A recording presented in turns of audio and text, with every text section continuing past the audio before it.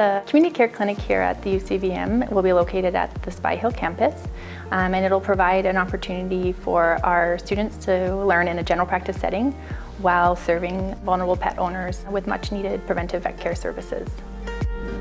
What we're seeing a lot of in the community is a lot more folks feeling that they need to surrender their animal in order to get them the access to care that that animal requires.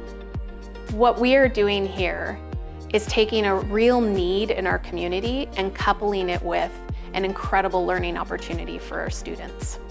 At the clinic, students will be involved in all aspects of general practice, which includes communication with the clients, performing physical exams, administering vaccinations, but also being involved in surgeries such as spay-neuter surgeries and dentals.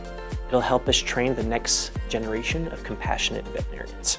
I'm super excited to get into a clinic and just feel a little more comfortable talking to clients, working with all sorts of different dog breeds and cats. It'll be really excited to just see a wide variety of animals and then get to practice the skills that we're taught in lab in a more realistic setting before we have to go out into the real world.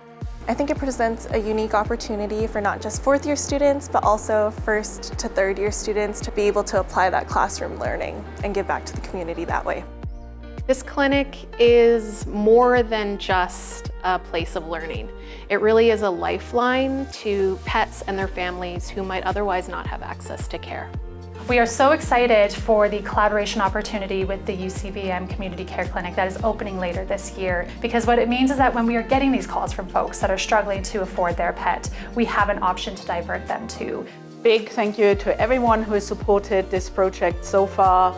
It's going to help support all those animals who are in dire need of veterinary care and help our students become the best possible vet they can be.